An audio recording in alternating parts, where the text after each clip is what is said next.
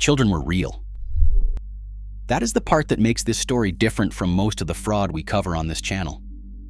There were no fake names pulled from a random name generator. No ghost students. No phantom employees. The children enrolled in these autism therapy clinics were real kids. Real families. Real parents who believed their children were receiving the specialized care that autistic children need. They were not. The therapy sessions never happened. The behavioral technicians had no qualifications. The diagnoses were handed out like coupons. And the parents, the mothers and fathers of these children, were being paid cash every single month to keep their kids enrolled in a program that was doing nothing for them. Last week, the federal government called it the largest autism fraud bust in American history. This is the story of Shamso Ahmed Hassan and Hanaan Mursal Yusuf. Two women from Brooklyn Park, Minnesota, two autism clinics. $21 million stolen from a program designed to help the most vulnerable children in the country. And a code word they used so nobody would know what the money was for. They called it computer. Minnesota's Early Intensive Developmental and Behavioral Intervention Program, EIDBI, is a Medicaid-funded benefit that provides therapy and behavioral services to children and young adults under 21 diagnosed with autism spectrum disorder.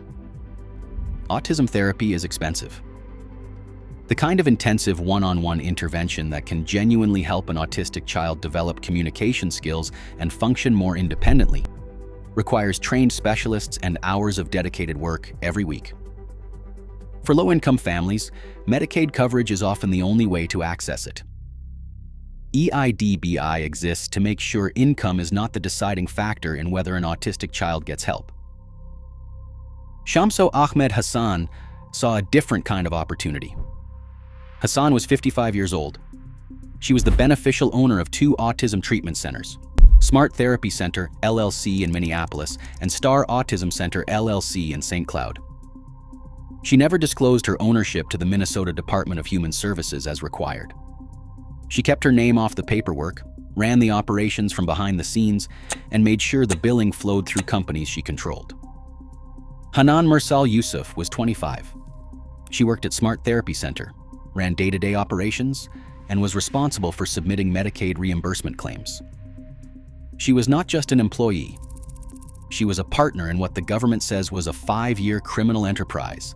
Together, they built something that looked, from the outside, like a functioning autism therapy network. 2 clinics, enrolled clients, treatment plans on file, billing submitted every month like clockwork. What it actually was a machine designed to extract as much money from the EIDBI program as possible for as long as nobody looked too hard. Here's how it worked.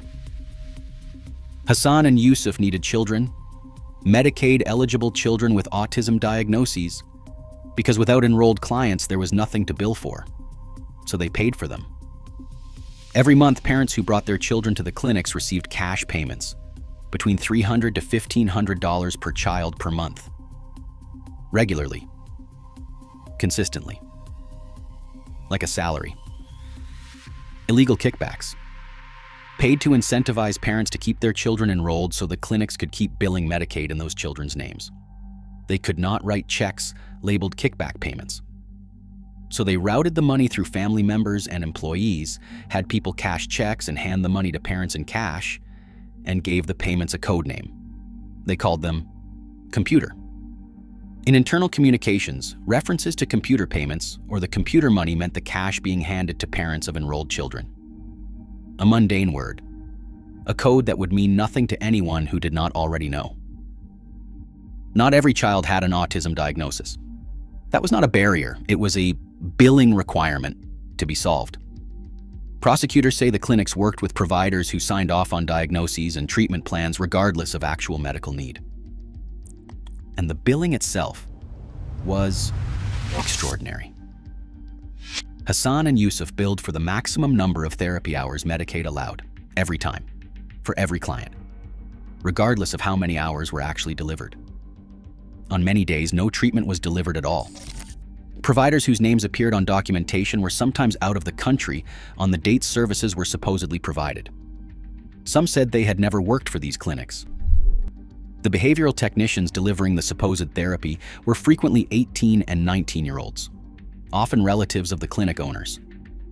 They had no training, no certifications, and no qualifications to work with autistic children. Between November 2019 and December 2024, Hassan and Yusuf submitted $46.6 million in claims to Minnesota's EIDBI program. The government paid out $21.2 million before the investigation shut it down. And that was not even the only scheme running. Hassan also used Smart Therapy Center to submit fraudulent claims to federal child nutrition programs. By April 2021, the clinic was claiming to serve 1,200 meals a day, 7 days a week, to children in the autism program. Prosecutors say Hassan knew that number was grossly inflated. One operation, 2 separate federal fraud schemes, running simultaneously. The investigation had been building for years. FBI agents raided both clinics in late 2024. An earlier defendant connected to Smart Therapy had already pleaded guilty to wire fraud in late 2025 for stealing $14 million through the same program. On May 21, 2026, the charges against Hassan and Yusuf were unsealed. They were arrested by Homeland Security agents. They appeared in federal court. They pleaded not guilty. RFK Jr. stood at the podium and called it the largest autism fraud bust in American history. This was not a paperwork error. It was not a technical violation. This was organized theft that exploited the most vulnerable children in America. Hassan and Yusuf remain in federal custody. Prosecutors allege fraud proceeds were sent overseas to Kenya, raising questions about whether the money can ever be fully recovered. There is a detail that is easy to overlook in the numbers and the charges. But it is the one I keep coming back to. The parents. Hundreds of families were paid monthly cash to keep their kids enrolled in these clinics. For 5 years. Some parents knew. Some didn't. Either way, their children paid the price. A child with autism who spends 5 years in a therapy program that provides no real therapy is a child who spent 5 years not getting the intervention that could have helped them. The window for early intensive behavioral intervention is not infinite. Early, genuine, consistent therapy produces outcomes that later intervention cannot replicate. The children enrolled in Smart Therapy Center and Star Autism Center were not getting that therapy. Their Medicaid records now show years of treatment that never happened. Those records may follow them into every future interaction with the healthcare system. The fraud was not just financial. It was developmental. It was the theft of years that cannot be given back. $21 million paid out. $46 million attempted. 5 years. 2 clinics. 1 code word. They called it computer. They thought that word would protect them, that nobody would connect the cash to the scheme. The FBI understood it. The IRS understood it. The federal grand jury understood it. Shamso, Ahmed, Hassan, and Hanaan, Mursal, Yusuf are in federal custody. The investigation, prosecutors say, is not over. Thanks for watching. If you want more stories like this one, subscribe, because the next one is even more unbelievable than this.